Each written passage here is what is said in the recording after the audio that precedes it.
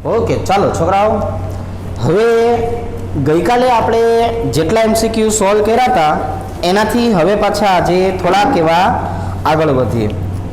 गई काले आपणे जे छे ए प्रश्नो जे छे एनी जो वात करीए तो ज्यांथी अटकाता अहींयाथी आपणे आजे आगळ वधीए। तो आजे आपणे 71 नंबरना प्रश्न जे छे अहींयाथी शरूआत करीए। गई काले आपणे 70 प्रश्न सुधी जे छे सोल्यूशन कर्युं हतुं बराबर, त्याथी पछी अटकी गया था। આજે આપણે 71 થી શરૂ કરીએ અને જ્યાં સુધી પૂરું થાય ત્યાં સુધી હળવે હળવે થોડુંક મંડાઈએ। જોઈએ નીચેનામાંથી બી ઘટક આપણને કયો મળે છે ની જો તો આ આલ્કોહોલની પ્રક્રિયા આપી છે કે તમે 3 અણુ જે છે એ જો આલ્કોહોલના લ્યો અને એની પ્રક્રિયા જે છે એ PX3 સાથે કરાવરાવો તો આપણને मुख्य निपज तो मळी जशे RX, पण जे गौण निपज मळती हती ती कई हती H3PO3 हती। आ H3PO3 ने आपणे नाम शुं आपता हता आने नाम आपता हता फॉस्फोरस एसिड नाम आप्युं हतुं। आपणे कयुं नाम आप्युं हतुं छोकराओ?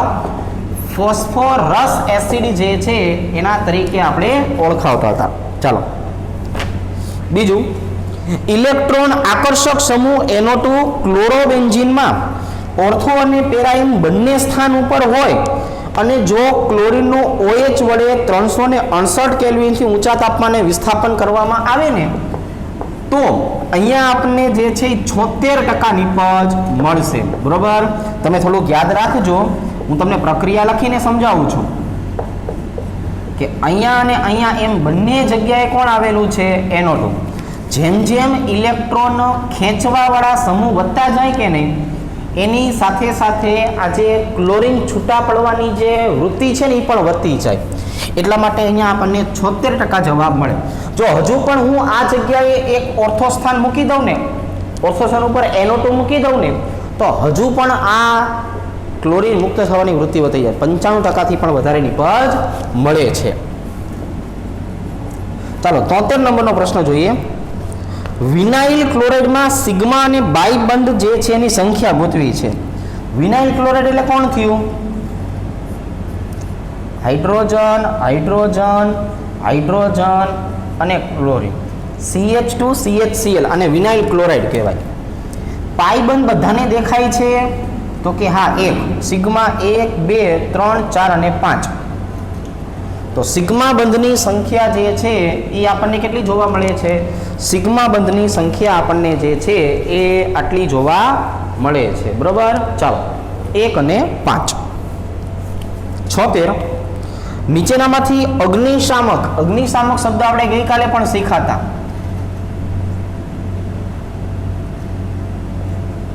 अग्निशामक CCl4 होय छे। कोण होय छे? CCl4। चलो नेक्स्ट।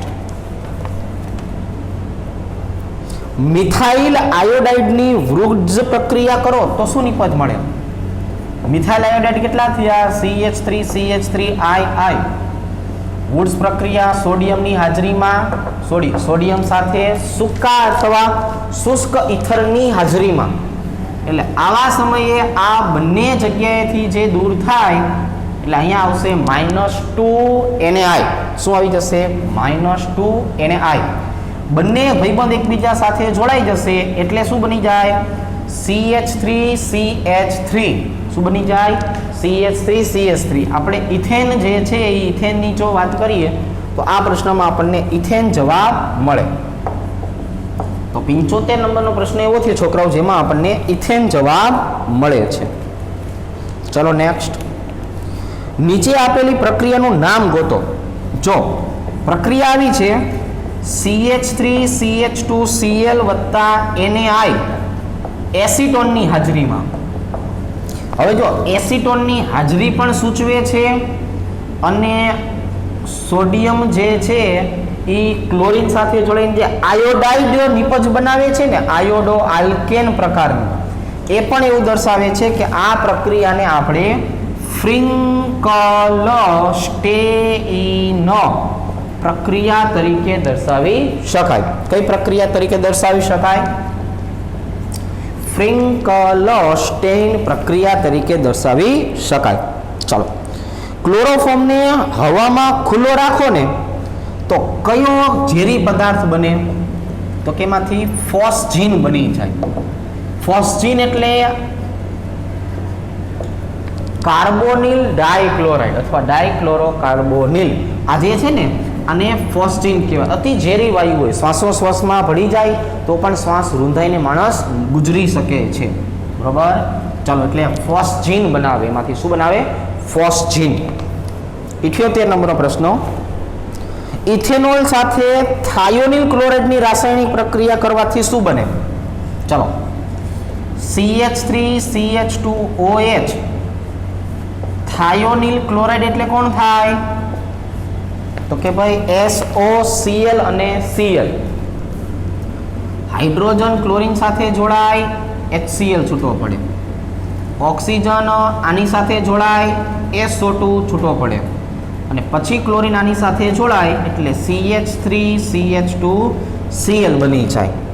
ક્લોરોઇથેન, HCl અને SO2. આ આપણને ડી ઓપ્શન જે છે ને એ ડી ઓપ્શનમાં આ તમામ પ્રકારની માહિતી જે છે એ માહિતી આપેલી છે. એટલે ડી ઓપ્શનમાં જોવા જઈએ તો આપણને આવા પ્રકારના માહિતીના જોવા મળે.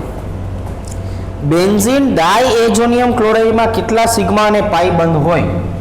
હવે બેન્ઝીન ડાયએઝોનિયમનું આપણે સાદું બંધારણ દોરવું પડશે. આવું N double bond NCl. Hydrogen hydrogen hydrogen hydrogen અને હાઇડ્રોજન, આવી રીતે. હવે હું અહીંયા સિગ્મા અને પાઈ બંધની વાત કરું તો 1 2 3 અને 4 જે છે એ કોણ આપેલા છે? પાઈ બંધ. સિગ્મા બંધની વાત કરીએ તો જો કેટલા આપેલા છે? તો કે ભાઈ અહીંથી અહીંયા સુધીની વાત કરીએ તો આપણે કે ગણતરી ન કરવાની હોય, એ 12 જ હોય. 13 અને 14. 14 અને 4 જવાબ આવશે. કેટલો જવાબ આવશે? 14 અને 4. ચલો, તો અહીંયા આપણી પાસે બંધારણ જે છે એ બધું તૈયાર થઈ ગયું છે, જેમાં આપણી પાસે 14 અને 4 જવાબ આવે છે.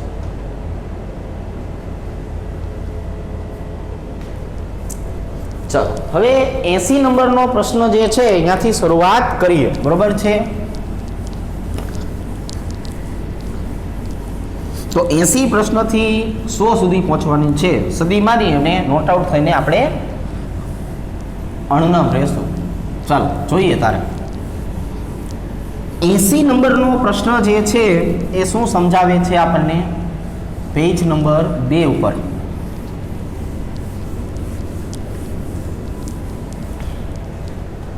અહીંયા લખી નાખીએ પેજ નંબર 2, પ્રશ્ન નંબર 80.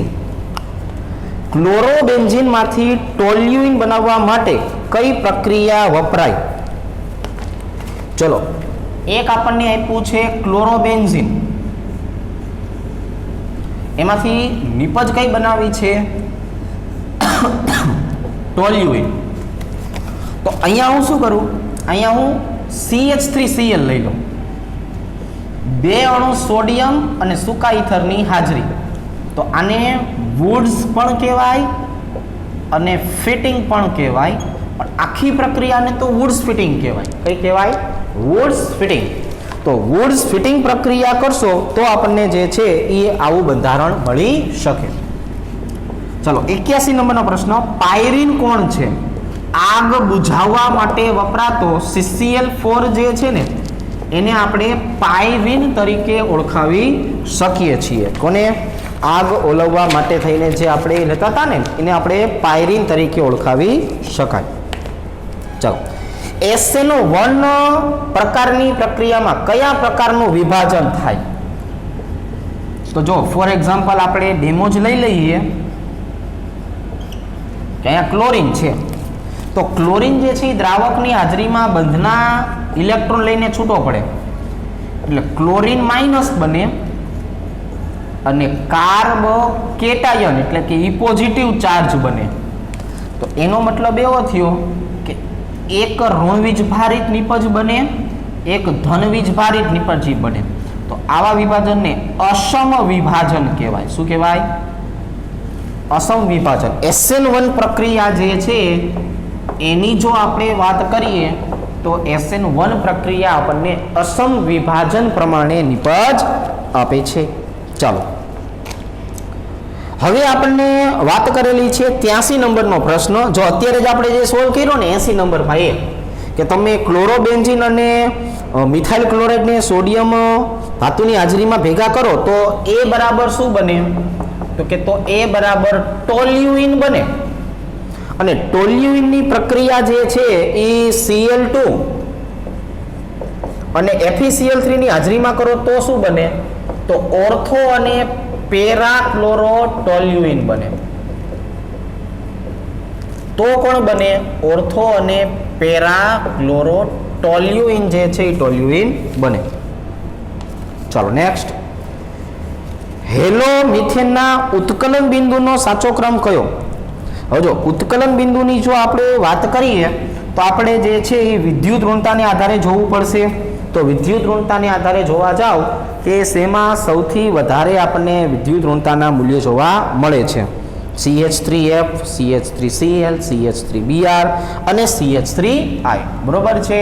મતલબ જેમ જેમ વિદ્યુત ઋણતાનો તફાવત વધતો જાય એના સાથે સાથે બંધ વધારે ધ્રુવીય બનતો જાય એના ઉત્કલન બિંદુમાં એટલો જ વધારો જોવા મળે. ચાલો જો ફિનોલની પ્રક્રિયા આપણને થાયોનિલ ક્લોરાઇડ સાથે આપી છે અને પછી આપણને એમ કીધું છે કે આમાં કઈ નિપજ જે છે એ મળી શકે? એ કોણ છે અને બી કોણ છે? ચાલો એવું કીધું છે આપણને. તો અહીંયા હું જોવા જાઉં તો અહીંયા એક અણુ જે છે એ શું છૂટો પડશે? HCl. ઓક્સિજન આની સાથે જોડાય એટલે SO2 અને ક્લોરીન જે છે એ બેન્ઝીન ચક્ર સાથે જોડાય એટલે પહેલી નિપજ જે છે એ આપણને મળે ક્લોરોબેન્ઝીન. પહેલી નિપજ કઈ બને? ક્લોરોબેન્ઝીન. હવે ક્લોરોબેન્ઝીન જે છે એની પાછી પ્રક્રિયા કરવાની છે CH3CH2Cl. બે અણુ સોડિયમ ધાતુ વુડ્સ પ્રક્રિયા એટલે સ્વાભાવિક રીતે જોવા જાવ તો બે અણુ NaCl ના છૂટા પડે અને હવે ક્લોરોબેન્ઝીનની બદલે માથે કોણ આવી જાય? તો કે CH2CH3 આવી જાય જેને આપણે ઇથાઇલ બેન્ઝીન કહીએ છીએ. શું કહીએ છીએ? Ethyl benzene. તો એક નિપજ જે મને મળી કઈ મળી? ક્લોરોબેન્ઝીન. અને બીજી નિપજ મળી કઈ મળી? ઇથાઇલ બેન્ઝીન બને છે. બરોબર. ચાલો નેક્સ્ટ. 86 નંબરનો પ્રશ્ન જે છે એ જોઈએ કે DDTમાં કાર્બન, હાઇડ્રોજન અને ક્લોરીનની સંખ્યા જણાવો. તમને DDT જે છે એનું બંધારણ અને નામ શીખડાવીએ કેવા પ્રકારનું હોય.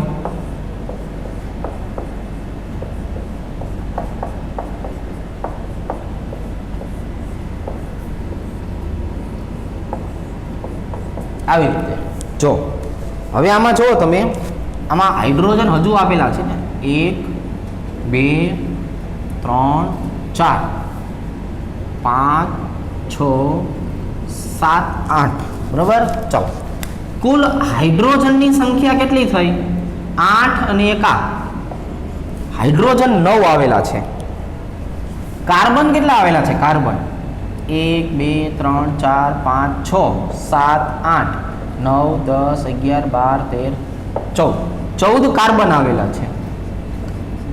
ક્લોરીન કેટલા આવેલા છે? 1 2 3 4 અને 5 આવેલા છે ક્લોરીન. એટલે બી જવાબ આપણો થશે. કયો જવાબ થશે? બી ઓપ્શન જે છે બી ઓપ્શન જોવા મળે. 87 નંબરનો પ્રશ્ન. જોડકા જોડવાના કીધા છે. કોણ કોની સાથે જોવા મળે? SN2 પ્રક્રિયા આપણે ડાયરેક્ટ જવાબ લખવાના પ્રયત્ન કરીએ તો SN2 પ્રક્રિયા જે છે એની અંદર જોવા જઈએ તો એમાં આપણને જે છે એ થોડીક વાર પહેલાં આપણે શીખા કે નથી શીખા પણ આમાં વિભાજન આપ્યું છે. તેમાં અસમ વિભાજન થતું નથી લખશું. અસમ વિભાજન થતું નથી. કારણ ખબર છે ને? કેમ કે એમાં ડાયરેક્ટ ઘટકો જોડાઈ જતા હતા. એમાં કોઈ વિભાજન થતું નહોતું. TNP નો મતલબ થાય ટ્રાય નાઇટ્રોફિનોલ છોકરાઓ ટ્રાયનાઇટ્રોફિનોલ તમે સાંભળેલું હોય અને પિક્રિક એસિડ બોલાય. શું બોલાય? પિક્રિક એસિડ કહેવામાં આવે છે. CFC ક્લોરોફ્લોરોકાર્બન એ ફ્રીઓનનું એક સ્વરૂપ છે. કોનું સ્વરૂપ છે? ફ્રીઓનનું એક સ્વરૂપ છે. અને SN1 માં થોડીક વાર પહેલા સમજાયું કે આમાં અસમ વિભાજન થાય છે. જો અહીં આપણે લખ્યું ને કે ભાઈ એક નેગેટિવ અને એક પોઝિટિવ કાર્બ કેટાયન બને છે અને ક્લોરીન ઋણ વિસ્ફારિત બને છે. તો અહીંયા આપણે જોવા જઈએ તો અહીંયા આપણને જે છે એ કોષ્ટકમાં આવા પ્રકારના જવાબો જોવા મળે, જે આપણને લગભગ તમે જાતે ગોતી લેજો કે તમને ક્યાં જોવા મળે છે. મેં તમને બધા જવાબ લખી દીધા છે. તો થોડું કંઈક કામ કરો. હવે પછી આખો દી બે જ રહેશો કેમ હાલશે? આ કામે કરવાનું તમારે. ચાલો રેડી. 88 નંબરના પ્રશ્નથી શરૂઆત કરીએ. વીર તુમ બઢે ચલો હમ તુમારે સાથ હે. પણ તમે આગળ વધશો નહીં તો કેમ તમારો સાથ આપશું અમે પણ? બરાબર?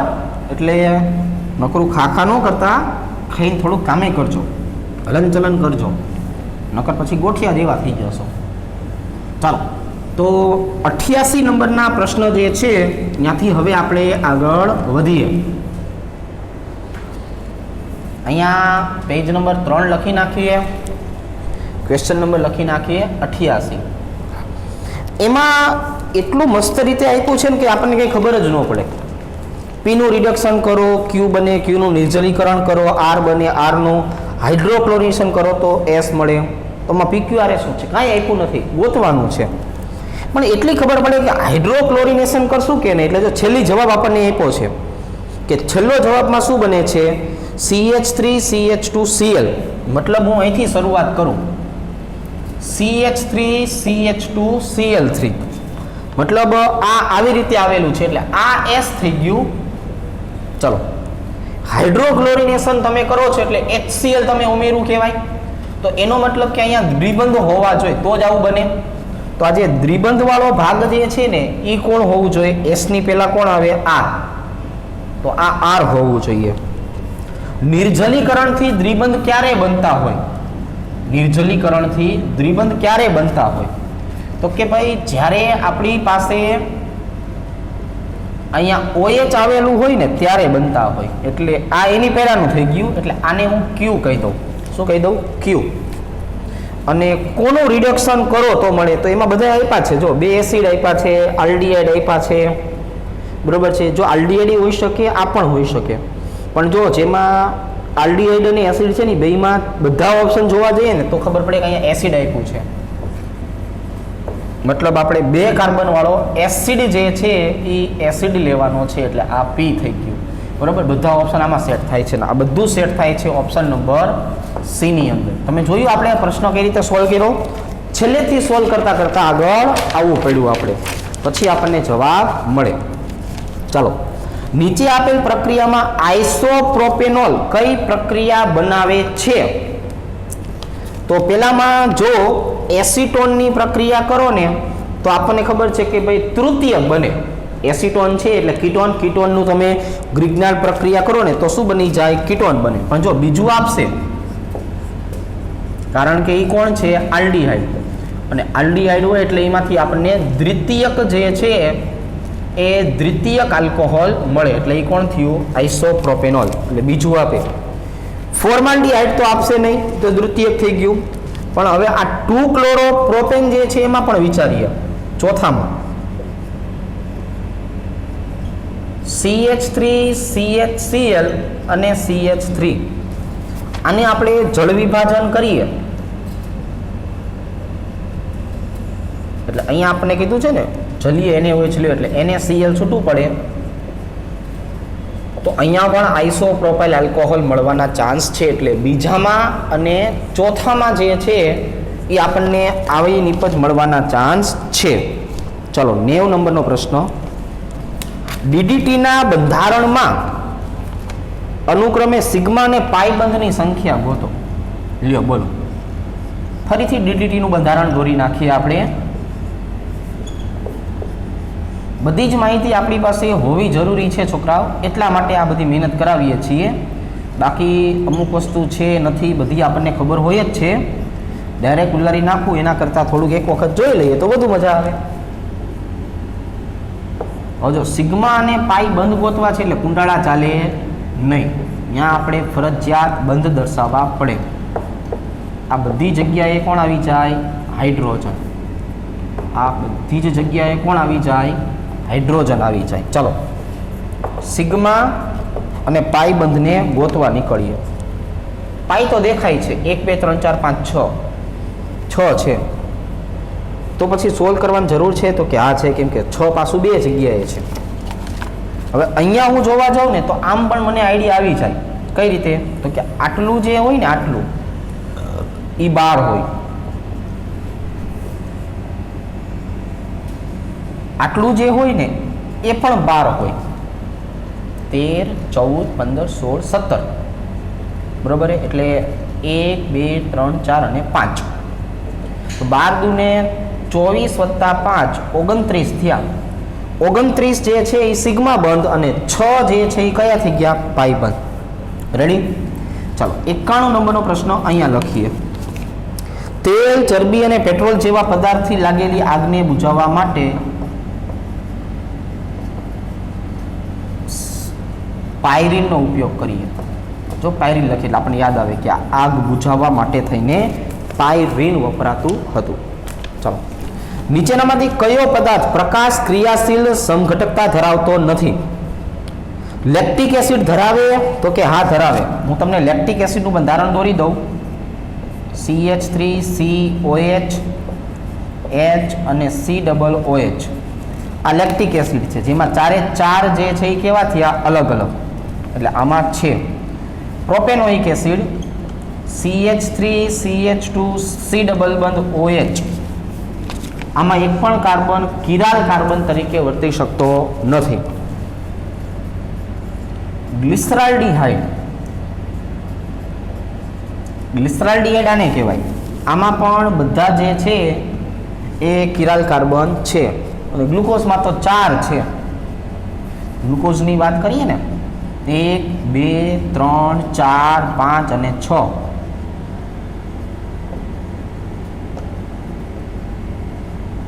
તો આમાં 4 કાર્બન કિરાલ કાર્બન તરીકે વર્તે છે. ચલો આવી રીતે કયા કયા 4? 1 2 3 અને 4. એટલે પ્રોપેનોઇક એસિડ જે છે એ પ્રોપેનોઇક એસિડની અંદર આપણને આવું બંધારણ જોવા મળતું નથી. બરાબર છે? ચાલો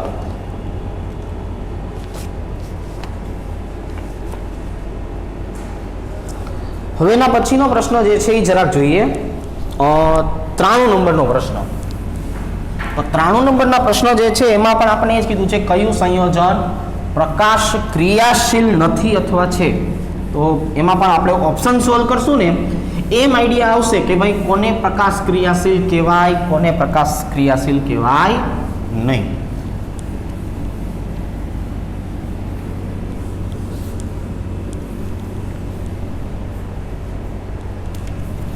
પેજ નંબર 4. ઓકે ચાલો તો 93 નંબરનો પ્રશ્ન જે છે એ જરા જોઈએ. એમાં આપણને કીધું કયું સંયોજન પ્રકાશ ક્રિયાશીલ છે. જો 2 મિથાઇલ પ્રોપેન 1 એમાઇન 1 2 3 એમાં પહેલા ઉપર આવશે NH2 અને અહીંયા આવશે CH3. તો અહીંયા પણ CH3 કહેવાય, અહીંયા હાઇડ્રોજન, અહીંયા CH2. તો આમાં બે કાર્બન સરખા થઈ ગયા એટલે આમાં હાઇડ્રોજન સરખામાં, એટલે આ પ્રકાશ ક્રિયાશીલ નથી.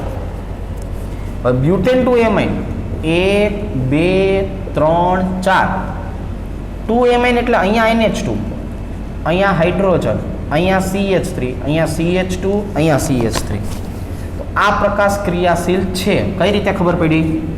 આ આખાને ઇથાઇલ કહેવાય એટલે અલગ છે, NH2 અલગ છે, CH3 અલગ છે, હાઇડ્રોજન અલગ છે. એટલે બીજા નંબરનું જે બંધારણ આવ્યું કે નહીં એ પ્રકાશ ક્રિયાશીલ છે. ચાલો 94 નંબરનો પ્રશ્ન. નીચેના પૈકી કયો પદાર્થ આલ્કલી અને આયોડિનના મિશ્રણથી ટ્રાય આયોડો મિથેન બનાવતું નથી? એટલે કે આયોડો ફોર્મની વાત કરીએ તો આયોડો ફોર્મ કોણ બનાવી શકે, કોણ બનાવી શકે નહીં? તો તો એમાં આપણે શીખવાડ્યું હતું કે જેમાં CH3CH પ્રકારનો સમૂહ હોય કે નહીં, આ બધા બનાવી શકે છે. તો આ પ્રમાણે જોવા જઈએ કે નહીં, તો આ પ્રમાણે ઇથેનોલ બનાવી શકે, ડાયમિથાઇલ કીટોન બનાવી શકે, ઇથેનોલ બનાવી શકે, પણ પ્રોપેનવનોલ જે છે ને એ બનાવી શકતો નથી. કારણ કે આપણી પાસે CH3 અહીંયા આવી જાય છે, વચમાં 2 કાર્બન આવી જાય છે, એટલે આ જે છે એ આ પ્રકારનું બંધારણ ધરાવી શકતો નથી. એટલા માટે 94 નંબરના પ્રશ્નમાં પ્રોપેનવનોલ જે છે એ બનાવી શકતો નથી. બરાબર છે. ચાલો, કયું સંયોજન જલીય NaOH સાથે સરળતાથી એક આણ્વીય કેન્દ્રાનુરોધની પ્રક્રિયા આપી શકે? SN1 કોણ આપે? તો કે સ્થાયી કાર્બોકેટાયન ધરાવતું હોય ને એ આપી શકે. તો સ્થાયી કાર્બોકેટાયન જે છે એ ક્યાં જોવા મળે છે? તો કે સૌથી વધારે સ્થાયી કાર્બોકેટાયન મને એ બંધારણમાં જોવા મળે છે કે જેમાં સૌથી વધારે સંસ્પંદન પણ થાય છે અને આલ્ફા હાઇડ્રોજન પણ આવેલા છે. બરોબર, એટલે એ જવાબ સૌથી વધારે સ્થાયી કાર્બોકેટાયન આપે, એટલે એમાં SN1 પ્રક્રિયા જે છે એ જોવા મળી શકે છે. 96 નંબરનો પ્રશ્ન જોઈએ. ક્લોરોફોર્મ નિશ્ચેતક તરીકે વર્તે એના પહેલા તેમાં કયો પદાર્થ ઉમેરવામાં આવે? તો ક્લોરોફોર્મ જે છે ને એમાં ઇથેનોલ નાખવામાં આવે. તમે ઇથેનોલ નાખો કે નહીં, એનાથી આમાંથી ફોસ્જીન બનવા દેતો નથી. આમાંથી ફોસ્જીન જે છે એ ફોસ્જીન બનવા દેતો નથી. એટલે તમારે ક્લોરોફોર્મ જે છે એની અંદર ઇથેનોલ ઉમેરવો પડે. નીચે પૈકી કયા સંયોજનની SN1 પ્રક્રિયા પ્રત્યેની પ્રતિક્રિયાત્મકતા સૌથી વધારે છે? તો તમે નીચેનામાંથી જોવા જશો તો મને આ બંધારણ જે છે એ જોવા મળ્યું, પણ થોડીક પ્રિન્ટિંગ મિસ્ટેક સાથે પણ જોવા મળ્યું. એમાં C6H5 આપેલું છે, એટલે મૂળ તો બેન્ઝીન ચક્ર થયું. અહીંયા આપેલું છે બ્રોમિન, એક જગ્યાએ આપેલું છે CH3, અને આના જેવું થયું 95 જેવું જ 97નું બંધારણ થયું કે જેમાં પણ SN1 આપવાની શક્યતા વધારે છે. ખાલી 2 જગ્યાએ ફિનાઇલ રિંગ તમે સમજી લેજો. બરાબર છે, એટલે આપણને આઈડિયા આવી જાય. ચાલો, રેડી? ઓકે. 98 નંબરનો પ્રશ્ન જે છે એ જરા જુઓ. નીચેના પૈકી કોની દ્વિધ્રુવીય ચાક માત્રા સૌથી વધારે છે? તો દ્વિધ્રુવીય ચાક માત્રા જે છે એ સૌથી વધારે જોવા જઈએ ને તો આમની થશે CH2Cl. કારણ શું છે? CCl4 માં તો 0 હોય, CHCl3 હોય કે ને એમાં વધારે ક્લોરીન આવેલા હોય તો એ બધા જ બંને ઇલેક્ટ્રોનને વધુ પડતા ખેંચી જશે. અને ડી ઓપ્શનની વાત કરીએ એમાં એક જ માત્ર ક્લોરીન છે, એટલે એની દ્વિધ્રુવીય ચાક માત્રા ઓછી. સૌથી વધારે આપણને આ બંધારણ જે છે એમાં જોવા મળે. રેડી? ચાલો, 99 નંબરનો પ્રશ્ન. આમાં બ્રોમિનની સ્થિતિને આધારે આ બંધારણનું વર્ગીકરણ શેમાં કરશું? CH3 CH double bond CH, પછી અહીંયા આવી જશે કાર્બન, એમાં અહીંયા આવશે બ્રોમિન, અહીંયા આવશે CH3 CH3, એટલે હેલોજન, હેલોજનની બાજુવાળા કાર્બન, sp3 સંકરણ, sp2 સંકરણ, એટલે આને એલાઇલિક બોલાય. શું બોલાય? એલાઇલિક બંધારણ તરીકે દર્શાવી શકાય. ચાલો, હવે 100 નંબરનો પ્રશ્ન. આપેલા બંધારણ જે છે એને HBr સાથે પ્રક્રિયા કરો પેરોક્સાઇડની હાજરીમાં, એટલે પ્રતિ માર્કોનિકોવ પ્રમાણે જોવા જઈએ અને પછી જે નિપજ બને એનું IUPAC નામ ગોતો. એટલે શું આપ્યું છે? CH3 CH2 CH double bond CH2 વત્તા HBr. પ્રતિ માર્કોનિકો પ્રમાણે Br જે છે એ ક્યાં જોડાય? વધુ હાઇડ્રોજન વાળા કાર્બન સાથે જોડાય. એટલે આવું બનશે CH3 CH2 CH2 CH2 Br. એટલે અહીંયા જોવા જઈએ તો 1 2 3 અને 4 કાર્બન, આને બોલાય 1 બ્રોમો બ્યુટેન. આને જે છે આપણે વન બ્રોમો બ્યુટેન તરીકે ઓળખાવી શકીએ. તો આની સાથે આપણા આજના આજે 100 MCQ જે છે એ અહીંયા આપણે પૂર્ણ જાહેર કરીએ છીએ. બરોબર છે. ચાલો.